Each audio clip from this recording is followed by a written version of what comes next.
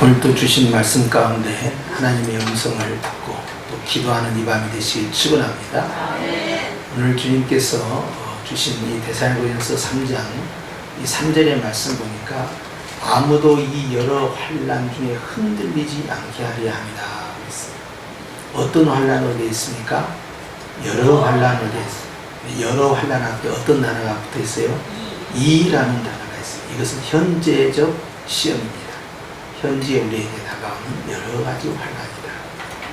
이런 걸로 인해서 교회가 흔들릴 수 있다. 성도가 흔들릴 수 있다 하는 거예요. 데살로니가 교회가 가지고 있었던 여러 가지 환난 가운데 하나는 예수 믿는다는 이유 때문에 당하는 환난이죠.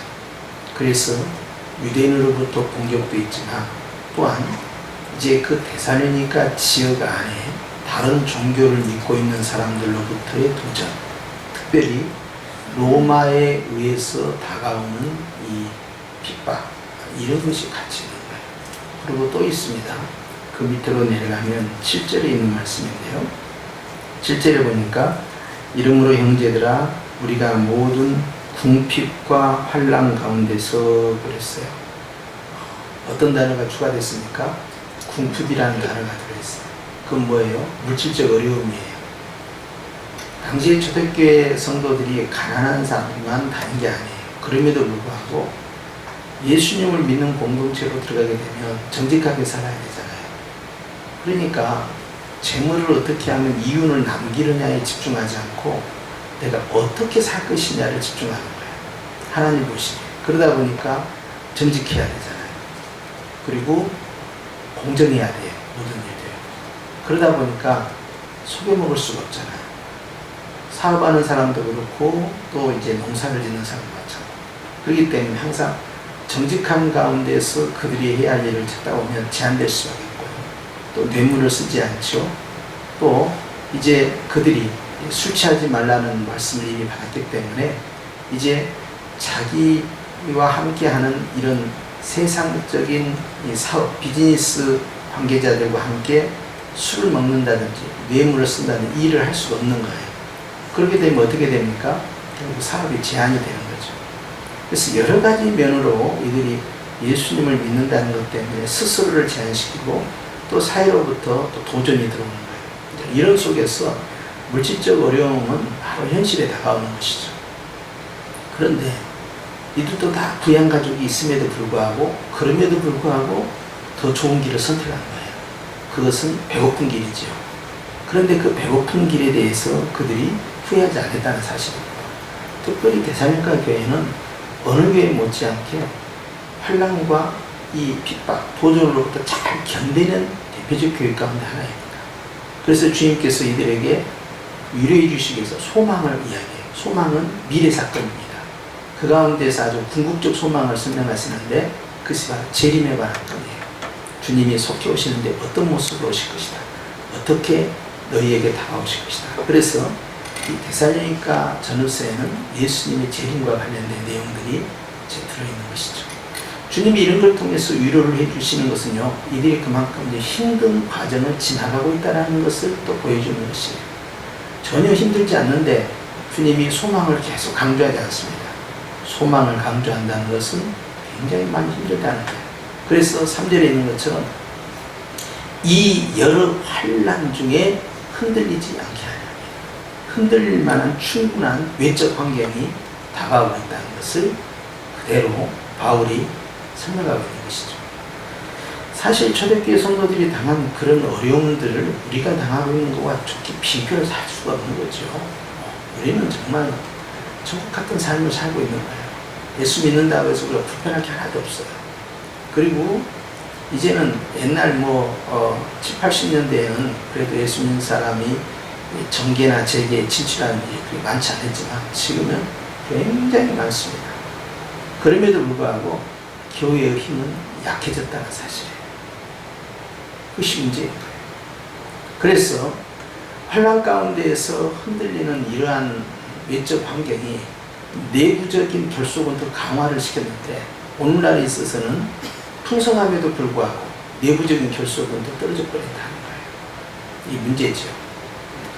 사실 어려움을 당해보지 않는 사람은요, 그것에 대해서 대비할 생각을 하지 못합니다. 그런데 어떤 어려움이 발생하면 이런 문제가 다음에 발생하지 않도록 어떻게 조심을 해야겠다라고 매뉴얼을 짜기 시작해요. 결국 고난이라는 어려운 과정을 통해서만이 그 다음 단계를 대비할 수 있다는 것이죠. 그렇기 때문에 하나님께서는 이 환난이라는 또는 시련이라는 과정을 통해서 우리를 더 온전하게 한다. 더 사람을 만들어가요. 인격도 다듬어가는 거. 그래서 내가 아무리 상대방에 대해서 공감을 하려고 해도 똑같은 입장에 똑같은 처지로 들어가지 않으면 공감하기가 참 어렵습니다.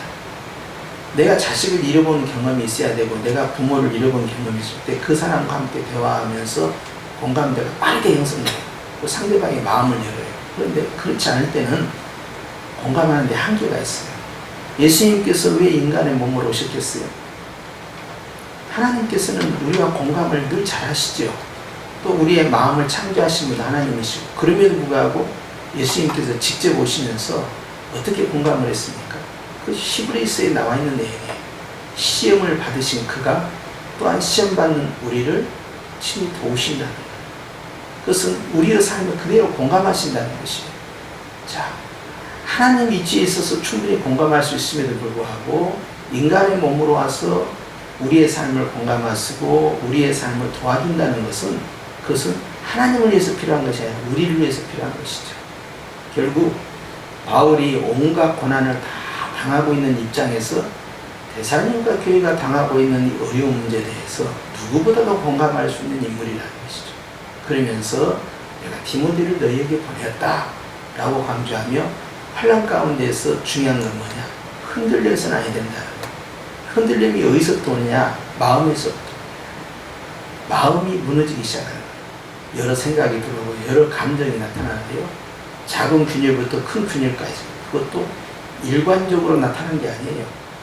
변칙적으로 나타납니다. 좋았다가 나빴다가, 강했다가 약해졌다가, 조금 생겼다가 많이 생겼다가, 이것이 혼돈 속에서 계속 나를 흔들어대는 거예요. 그러니까 마음이 힘든 거예요. 끝없이 무너진 것이 아니에요. 무너지다가 올라가다가 멈췄다가 내려가다가 올라가다가 또 내려가다가 멈췄다가 반복적으로 불규칙적으로 계속 변칙적으로 나타난다는 것이죠. 그러니까 마음이 복잡한 거예요. 노래방에 가서 노래를 한번 딱 부를 때 그때는 좋은 것 같아요. 찬양을 부를 때 좋은 것 같아요. 좋은 음식을 먹을 때 좋은 것 같아요. 그걸 잊어버리기 위해서 운동을 했을 때 좋은 것 같아요. 그건 다 일시적이라는 것이죠. 근본적으로 마음에 흔들리는 이 지진이라는 게 있어요. 심령의 지진. 이것은요, 강한 지진이 있는가 하면 여짐도 있습니다. 그런데 어떤 사람은요, 심령이 굉장히 견고한 사람이 있어요. 그래서 우리가 이제 일본에서도 지진이 많이 일어나고 우리나라에도 조금씩 조짐이 보이니까 내진 설계를 이제 강조하고 그러지 않습니까? 그런데 예수님께서는 말씀하셨어요. 모래 위에 세운 집이 있고 또 반석 위에 세운 집이 있다. 이게 내적인 이 내진 설계가 잘 되어 있는 사람과 그렇지 않는 사람과의 차이점을 보여주죠. 평소에는 똑같다는 거예요. 어려움이 왔을 때는 와르르 무너진다. 순식간에. 거기에서 이제 집을 잘 지었냐 못 지었냐 결정되는 것이지, 보여주는 것을 인테리어로 드러나는 것을 결정된 것이 아니라는 것이에요. 결국 땅속에 감춰져 있는 눈에 보이지 아니하는 기초가, 내진 설계가 어떻게 되어 있냐를 결정했는데, 주님께서는 평소에 내가 하는 말을 듣고 나에게 순종하는 자는 내진 설계가 잘 되어 있다는 거예요. 그럴 때는 어려운 시험이 왔을 때 흔들림이 없다는 거예요. 어떤 강도의 시험이 와도 흔들리지 않냐는 그 견고함이라는 것은 평소에는 전혀 드러나지 않는다는 것이죠. 그러니까 차 상태가 정상이냐 불량이냐 하는 것은요, 결국 비가 올 때, 눈이 올 때, 비부장길을 갈 때, 오르막과 내리막을 갈 때, 그때 결론이 나는 거예요. 마찬가지죠. 어려운 시기를 어떻게 견뎌내느냐 모습을 보면 내진 설계가 잘 되어 있느냐, 즉 반석 같은 믿음 위에 잘 서 있느냐 안 서느냐 결정이 되는 거예요. 그런데 그것은요, 평소에 하나님의 말씀 가운데 순종하는 훈련이 잘 됐을 때 그것이 견고해지기 시작해요. 한꺼번에 견고해지는 게 아닙니다. 지극히 작은 일부터 순종하는 일들이 계속 축적이 됐을 때 그런 노하우와 그러한 결과를 통해서 결국 튼튼한 걸 만들어내는 거예요. 그러니까 끝없는 경건의 연습인 것이죠. 어느 날 믿음이 싹 좋아지고 기도에 한번 참석했다가 싹 좋아지고 부흥에 한번 참석해서 싹 좋아지고 그건 전혀 아니라는 거예요.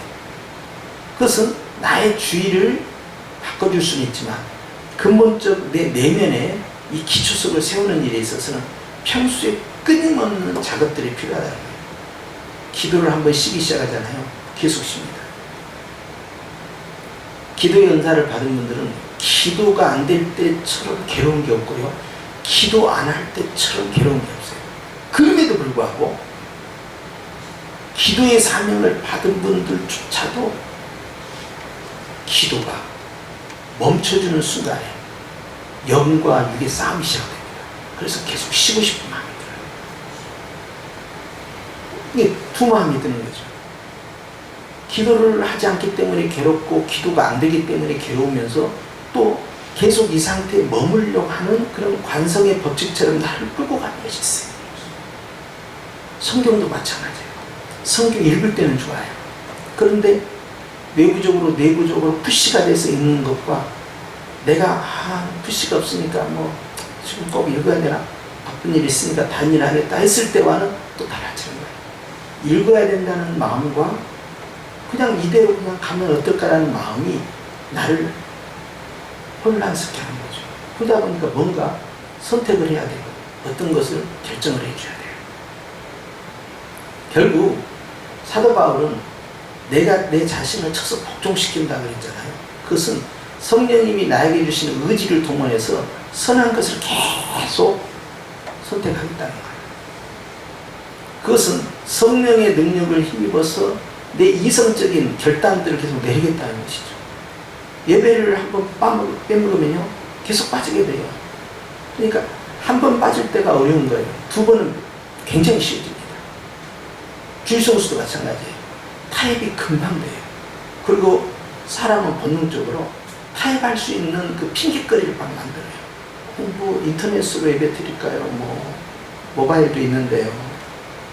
뭐 혼자 예배 드리는 건 어떨까요? 뭐 가까운 교회를 가면 어떨까요? 내 스스로 많은 부분들을 생각하게 돼요. 누구나 그래요.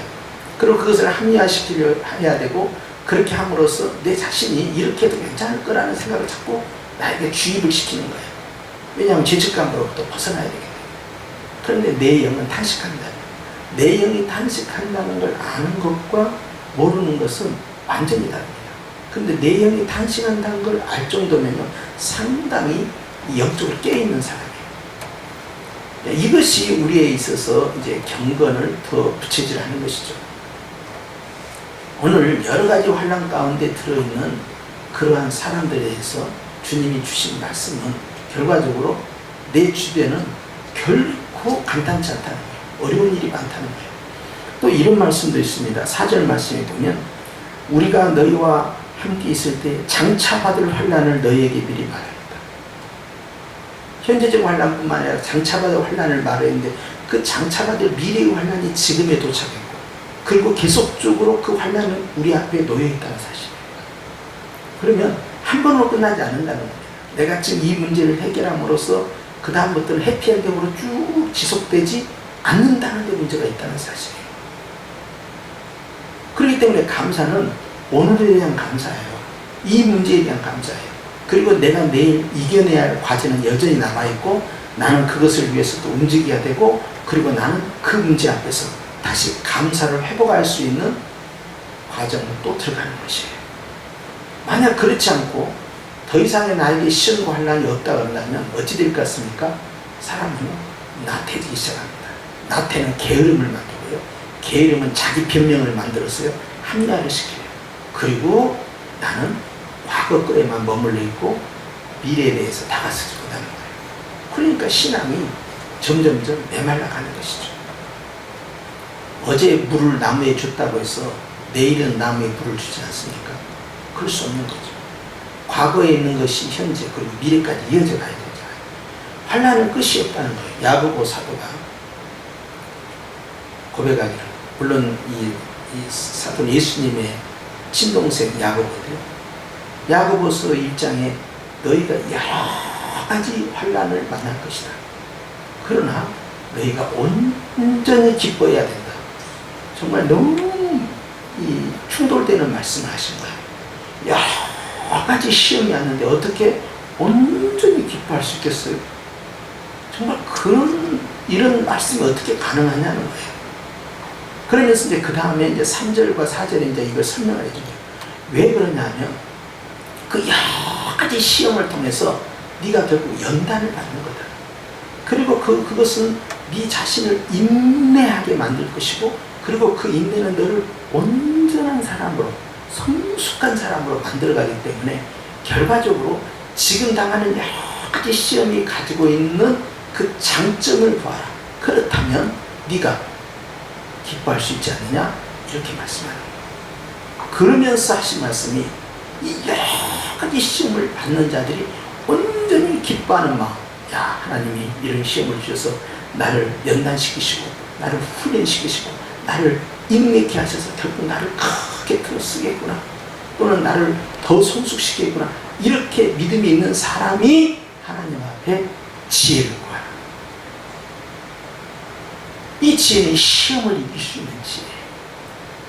그리고 그렇게 온전히 기뻐하는 사람은 결국 두 마음을 품지 않는 사람이다. 그래서 1절에서 7절까지가 전부 연결되어 있는데요, 핵심은 그거예요. 어떤 마음을 가질 것이냐, 어떤 현상을 어떻게 내가 해석하고 받아들일 것이냐에 대해서 묻고 있는 거예요. 나에게 좋지 않은 일이 벌어졌다. 누구나 다 마음에 충격을 받습니다. 이런 일이 왜 나에게, 내가 뭘 잘못했지? 여기서부터 시작해요. 내가 하나님 앞에 뭘 잘못했나? 내가 어떤 부분을 해결해야 되지? 왜 이런 부분이 나에게 생겼지? 이렇게 사람은 충격을 받습니다. 그런데 거기에 머물러 있지 못하도록 만들어요. 성경은 거기에서 끌고 가는 거예요. 앞을 더 보라는 거예요. 그 시험 이면에 있는 것을, 미래에 있는 것까지 끌고 가는 거예요. 그리고 네가 그걸 안다면 네가 온전히 기뻐해요. 사실 이스라엘 백성들이 홍해바다 앞에서 얼마나 두려웠겠어요. 뒤에는 애국 군대가 쳐들어오고 앞에는 시퍼런 바닷물이 가로막고 있는데 이게 딱 죽은 거죠. 그런데 우리가 만약 타임머신을 타고 그때로 돌아간다면 그 현장에서 우리는 어떻게 합니까? 홍해바다 앞에서 춤추고 난리가 났을 거예요. 와, 나는 진짜 전무후무한 창조 이래로 다시 볼 수 없는 놀라운 기적의 목격자가 되겠구나. 와, 세상에 이건 정말 억만금을 줘도 이건 볼 수 없는 하나님의 놀라운 기적이다 하면서 마음 설레이고 그냥 얼마나 흥분했겠어요. 우리는 그 상황을, 결과를 알고 있기 때문에, 그들은 그 결과를 모르고 있기 때문에. 그런데 성경은 마치 우리가 미래에서 온 사람처럼 우리 자신을 미래로 끌고 가는 거예요. 현재 당하는 이 어려움이 어떤 결과를 만드는지 네가 미리 봐야 된다. 그 결말을 본다면 네가 이 문제를 어떻게 해석을 할 거냐 하는 거예요. 아, 그럼 이거 완전 땡큐예요, 주님. 너무 좋아요. 결국 이걸 통해서 엄청난 일이 진행될 거라니까, 아우, 주님 너무나 좋습니다. 이렇게 우리는 반응하지 않겠냐는 거예요. 바울은 바로 미래에 우리가 서 있기를 원하는 거예요. 그러면서 그런 사람이 기도할 때에 기도문이 열리고 지혜를 온전히 구하게 되고 두 마음을 품지 않는 한 가지의 마음으로, 믿음으로 기도할 수 있다는 사실이에요. 그걸 강조하는 거예요. 오늘 바울이 데살로니가 교회도, 데살로니가 교회가 너무 선방을 잘해요. 여러 가지 환난을 잘 견뎌내요. 믿음이 보통 단단한 교회가 아니에요, 이 교회는. 그러면서 계속 격려를 하고 칭찬을 하고 그리고 소망을 갖다가 심어줍니다. 결국 너희는 궁극적으로 승리하는 자가 될 것이다. 그래서 그 소망을 어디까지 구하느냐? 예수님 재림까지 끌고 갈 거예요. 끝을 봐버린 거죠. 끝을 본 사람은 어떻게 해야 되겠냐 하는 거예요. 환난 가운데서 궁핍이라는 단어를 씀으로써 결국 재정적으로, 경제적으로 상당히 문제가 발생할 수 있다는 걸 이미 바울은 지적하고 있는 거죠. 그럼에도 불구하고 그들의 변함없는 그 믿음은 계속 칭찬하고, 너희가 믿음 가운데 견고히 서 있고 너희의 반석 같은 그 믿음을 보니까 내가 이제는 살 것 같다, 이렇게 하고 너무 좋아하는 거예요. 너무 기쁘다는 거예요. 오늘 우리 주님이 우리에게 바라시는 것이 그것이 아닌가. 평범한 가운데서 나타내는 우리의 모습보다는 어려운 가운데에서 주님이 기뻐하시는 모습을 나타내는 우리의 모습, 그걸 주님은 더 기대하고 계시지 않을까. 그렇기 때문에 어려운 문제가 왔을 때는 그 문제를 직시하지 말고 그 문제 이면에 있는 것을 직시해야 되고 그 미래에 있을 결과를 직시해야 됩니다. 베드로가 이 문제에서 실패를 했기 때문에 바다에 뛰어내렸을 때 일어나는 풍랑을 바라보고는 두려움 가운데 무너져버린 거예요. 10년에. 그리고 그는 물에 빠져버렸습니다. 마음이 먼저 무너졌고 육체가 바닷물에 들어가 버린 거예요. 오늘도 사단은 여러 가지 현란한 어려운 문제를 통해서 우리의 마음부터 흔들어대기 시작합니다. 마음과 생각 가운데 복잡한 것이 들어가면 들어갈수록 결국 우리의 삶이 무너져 내려버린다는 거죠. 그런데 주님은 그런 문제 앞에 집중하지 말아요. 결국 이 문제를 통해서 어떤 결과가 나타날지, 이 문제를 통해서 하나님이 원하시는 것이 무엇인지를 그것을 정확하게 보라는 것입니다.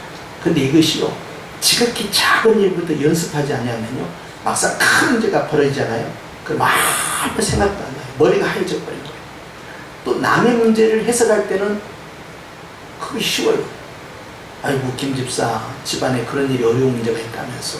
그런데 하나님께서 그 일을 통하여 영광 받으시려고 그런 거야. 하나님께서 이걸 통해서 더 큰 은혜를 주시려고 그런 거야. 하나님께서 이 일을 통해서 김사를 더 크게 쓰시려고 그런 거야. 그렇게 위로해 주잖아요. 그런데 나에게 그런 문제가 닥쳤을 때는 어떻게 합니까? 아무것도 안 보이는 거야. 아무것도 안 들리는 거야. 아무것도 안 느껴지는 거야. 막 당황하죠. 머리는 하얘지죠. 어떻게 해야 될지 모르겠어요. 어떻게 여기에서 내가 벗어날 수 있을까만 생각하는 거예요. 그런데 그물에 걸린 새가 움직이면 움직일수록 더 쪼여드는 거예요. 제3자는요 더 잘 봅니다. 이게 아닌데 기집사 이 방법으로 쓰면 안 돼. 이건 아니야. 객관성을 찾죠. 왜? 제3자는 마음이 무너지지 않았거든. 그러니까 현실을 정확하게 보고 그 이면까지 내다보고 앞으로 있을 미래까지를 바라보게 되는 거예요. 그렇기 때문에 지극히 작은 일부터 나에게 당하는 어려운 문제가 있을 때는 그것을 자꾸 내려놓는다. 그 말은 무슨 말이에요? 포기한다는 뜻이 아니에요. 그것을 내 문제로 붙잡지 않고 내 문제가 아닌 것처럼 객관성을 유지하라는 거예요. 그럼 어떻게 해야 됩니까? 주님 앞에 내려놓는다. 그것은 내가 제3자 된 입장에서 그것을 보겠다 하는 거예요. 그러면서 주님께 맡긴다 하는 것은 주님의 방법을 선택하겠다는 것이에요. 그러다 보니까 우리가 내려놓는다는 것이 지극히 작은 일부터 연습되지 않냐면 나중에는요, 그 문제가 막상 내 문제가 되면은 너무너무 당황하게 되는 것이죠. 대사님과 교회는 이런 문제 앞에서 연단이 잘 된 교회입니다. 어떤 일이 있어도 흔들리지 않냐는 교회, 대사님과 교회, 견고한 교회죠. 바로 우리가 지향해야 하는, 우리가 본받아야 할 교회의 모습이에요. 성도 여러분, 오늘도 하나님께서는요, 우리에게 나타난 현재의 여러 환난과 앞으로 다가올 여러 환난에 대해서 주님은 다 알고 계시고, 우리가 해야 할 것은 그 환난으로부터 막 벗어나기 위해서 발버둥 치는 것이 아니라 이 환난의 의미가 무엇인지를 정확하게 알고, 그리고 이 환난을 통하여서 장차 어떤 좋은 일이 나에게 다가올 것인가를 볼 수 있는 영적 시각이 있어야 됩니다. 이거 이 소망이고 믿음이에요. 그렇기 때문에 문제를 집중하다 보면은 결과적으로 문제 가운데 시험이 되니까 문제를 해결할 수 있는 주님을 바라본다, 결국 내려놓는다, 결국 객관성을 찾는다는 거예요. 그러면은 이것이 점점점 멀어지면 멀어질수록 나에게 다가오는 충격은 적어지는 것이죠. 그것은 가정에서 일어날 수 있고, 교회에서 일어날 수 있고, 국가에서도 일어날 수 있어요. 우리를 당황하게 만드는 깜짝깜짝 놀랄 만한 그러한 소식이 내 주변에서 언제든지 일어날 수 있죠. 그거 사실이냐고. 갑자기 벼락을 맞은 듯한 느낌을 받을 때도 있어요. 그럴 때도 우리는 그것을 정확하게 관찰할 수 있는 통찰력이 있어야 됩니다. 결국 하나님께서 이를 통하여 어떤 큰 일을 하실까? 하나님은 내가 이 환경에서 어떻게 반응하기를 원하실까? 이것을 계속적으로 나에게 가르치고 주입을 시키고 훈련을 시켜야 된다. 그래야만이 큰 물결이 나에게 다가왔을 때 그것을 단번에 대응할 수 있는 힘을 내가 갖게 된 거예요. 그렇기 때문에 여러분, 오늘 이 말씀처럼 저는 여러분들이 주님 앞에서 여러 가지 환난 가운데 잘 대비되어 있는 그러한 영적 삶을 살기를 축원합니다. 무엇보다도 이러한 역동적인 영적 삶을 사는 성도가 빠르게 성장하고 성숙해져요. 그러나 온실의 화초처럼 항상 평안한 길을 가는 사람은요, 어려운 시험이 왔을 때 한 번에 훅 무너집니다. 일어나지 못해요. 예수님 재림하실 때까지 우리 앞에 놓여 있는 것은요, 요한계시록을 보면 가면 갈수록 어려워지면 어려워지지 결코 쉬워지잖아요. 예수님 재림 직전이 가장 극심한 혼란기예요. 그리고 핍박이고, 그럼에도 불구하고 우리는 바로 가장 깊은 환난이 주님을 만나는 바로 그때가 다 되었다는 것을 깨닫는 것이죠. 그렇기 때문에 하나님께서는 우리에게 가르쳐 주신 거예요. 너희가 여러 가지 어려운 일을 만날 수 있다. 신령이나 가정이나 교회나 또는 국가나, 그러나 너희는 이 문제를 어떻게 볼 것이냐, 그리고 어떻게 대응할 것이냐, 흔들림이 없는 견고한 믿음을 쌓아라 하는 거예요. 그래야 한다면 하나님께서는 그 일들을 통하여서 영광 받으실 줄 믿습니다. 오늘 이 밤에 기도하실 때도 여러 가지 문제가 있지 않겠어요? 마음의 소원들이 있죠. 또 어떤 것은 내가 원하는 소원이 있지만 또 어떤 것은 나를 힘들게 하는 문제도 있어요. 자, 그 문제를 어떻게 다루시겠습니까? 그 문제를 완전히 제압하지 못하고 그것을 내 앞에 무릎 꿇리지 않는 이상은 우리는 그 문제 앞에 지배를 당하기 시작합니다. 그것이 두려움이에요. 그렇기 때문에 주님은 그것을 완전히 장악하라는 거예요. 그리고 내려놓는다, 맡긴다, 철저히 객관화시키라는 거예요. 결국 우습게 보는 거죠. 별거 아니라는 거예요. 죽고 사는 거에 비하면 아무것도 아니라는 거예요. 그런데 우리는 그걸 너무나 크게 키워준 거예요. 아무것도 아닌데 말이죠. 자, 이런 담대함을 가지고 오늘 천지를 창조하신 위대하신 주님 앞에서 기도하는 용사들이 되시길 축원합니다. 그렇게 함으로써 오늘 이 밤도 기도의 문이 활짝 열릴 줄 믿습니다. 기도하십시다.